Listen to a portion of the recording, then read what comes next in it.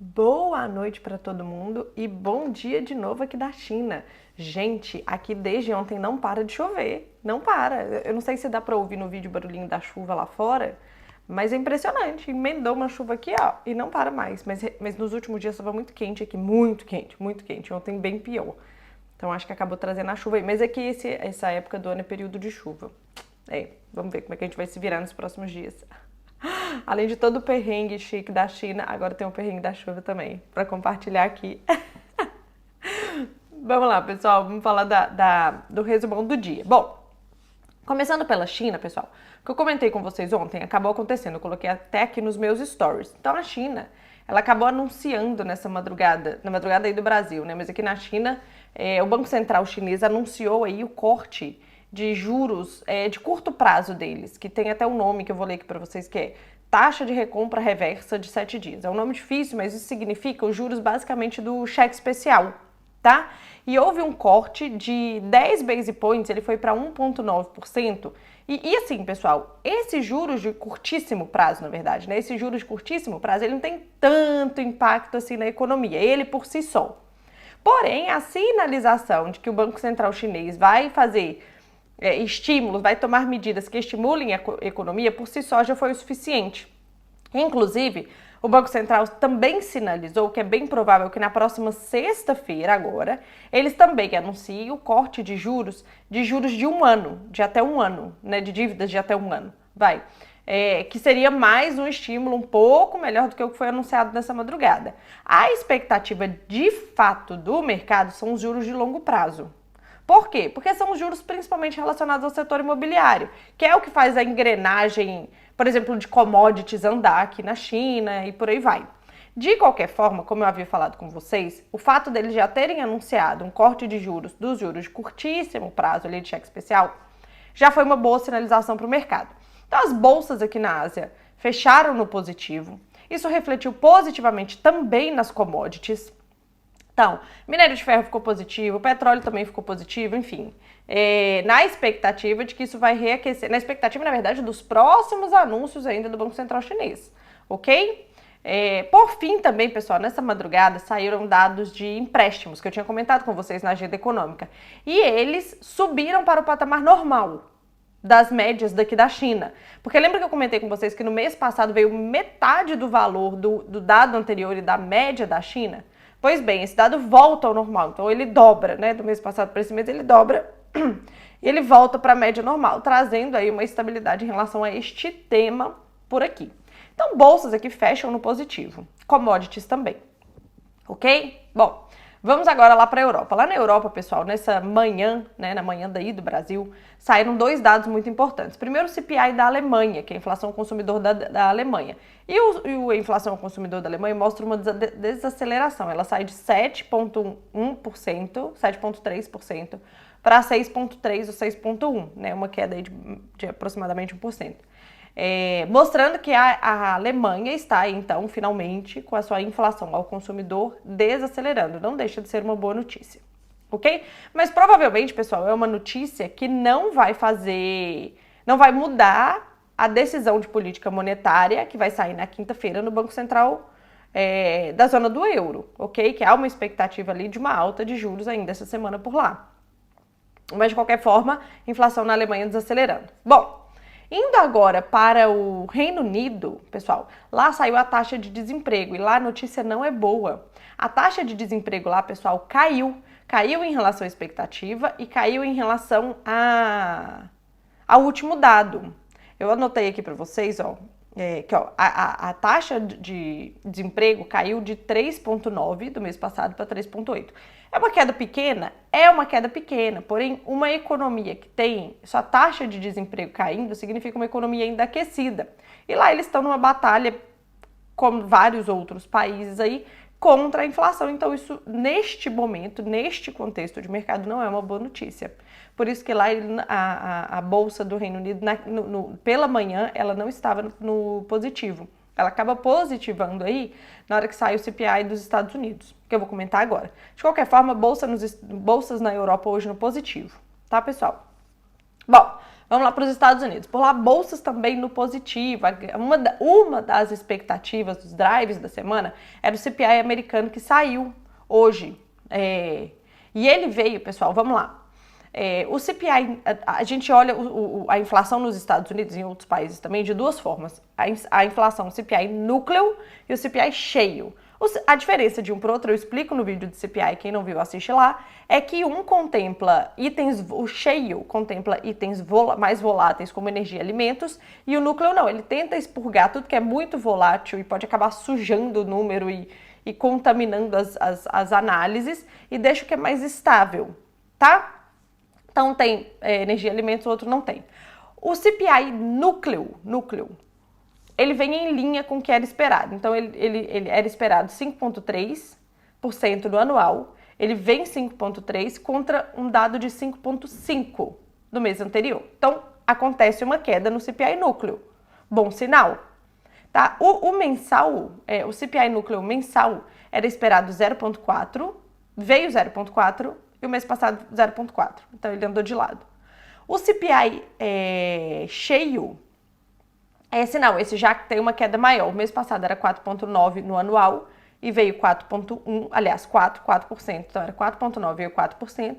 E o mensal, ele cai para 0,1%, praticamente nada aí, né, de inflação no cheio. Bom, vamos lá. Se a gente pega esse indicador e abre ele, a gente percebe que o maior contribuidor da queda do CPI cheio foi o petróleo. E afinal de contas, pessoal, o petróleo caiu um monte, eu venho comentando isso aqui com vocês. De fato, então assim, ele apura que a queda do petróleo impacta positivamente aí na queda da inflação cheia dos Estados Unidos. Porém, quando a gente olha o núcleo, que era onde os investidores estavam mais ansiosos para ver esse dado, e a gente abre esse dado, a gente percebe que a inflação de serviços e a inflação de moradia nos Estados Unidos não caiu. E isso não muda, vamos lá, isso não muda a ideia dos investidores de que amanhã, na decisão de juros dos Estados Unidos, ele vai aumentar os juros. Então, assim, os investidores, eles continuam acreditando que amanhã os juros vai ser mantido. Mas agora, se você olhar as apostas do mercado para a próxima reunião de política monetária dos Estados Unidos, vocês vão perceber que agora eles acreditam que vai ter juros em julho. Aumentaram as apostas de que em julho vai ter alta de juros. Por quê? Porque assim, o dado não veio tão ruim, muito pelo contrário, o dado veio em queda, né? Mas o dado também não veio bom o suficiente para o mercado acreditar que nós estamos nos juros terminal dos Estados Unidos, que nós chegamos no valor máximo de juros lá e que agora é projetar a queda. Não, não é isso. Com o dado de hoje, o que os investidores pensaram? Ok, o dado veio bom, o suficiente para não ter um aumento de juros amanhã. Então, é unânime, praticamente 99%. A medição da expectativa de mercado, depois que saiu o indicador, saiu de 76% dos investidores que acreditavam numa manutenção de juros amanhã para 99%. Então, praticamente o mercado inteiro acredita que amanhã vai ter uma manutenção de juros nos Estados Unidos. Porém, para a próxima reunião de política monetária dos Estados Unidos, a expectativa de uma alta de juros saiu de 54% para 64%. Então, o dado de hoje precificou a próxima reunião de política monetária. Isso que vocês precisam entender. Então, assim, neste contexto, a fala do Powell, do Jerome Powell, presidente do Banco Central americano, amanhã, após o anúncio da taxa de juros dos Estados Unidos, se tornou muito importante. Muito importante. Por quê? Porque os investidores já estão olhando para a próxima reunião. E isso, inclusive, foi precificado na curva de juros dos Estados Unidos. A ponta longa sobe, precificando aí uma pausa agora e um aumento no futuro, certo? Bom, de qualquer forma, a leitura do mercado é que sim, os juros, a inflação nos Estados Unidos está caindo, mais lento do que era esperado, mas está caindo. Isso foi o suficiente para deixar a bolsa americana no positivo. Então, S&P no positivo, Nasdaq no positivo, Dow Jones no positivo. Ok? Bom, vindo aqui então para o Brasil, por aqui, pessoal, o nosso dólar, ele permaneceu no 0 a 0. Na verdade, se vocês olharem o dólar frente a todos os emergentes do mundo após a saída do CPI, eles oscilaram para cima, para baixo, um pouco mais para cima, um pouco mais no positivo, um pouco mais no negativo, mas no final das contas, todo mundo terminou mais ou menos no 0 a 0. Por quê? Porque o indicador não trouxe nenhuma surpresa, nem para cima, nem para baixo.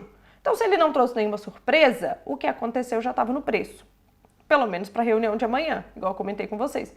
Então, o dólar no mundo, ele oscilou para cima e para baixo e acabou fechando dentro de uma estabilidade, principalmente em relação aos pares emergentes. Aqui no Brasil não foi diferente, o dólar ficou negativo, tentou perder 870, não conseguiu, tentou ganhar 900, não conseguiu, terminou no 0 a 0. Se vocês olharem, inclusive o gráfico do diário lá, vocês vão ver que ele praticamente fecha onde ele abriu.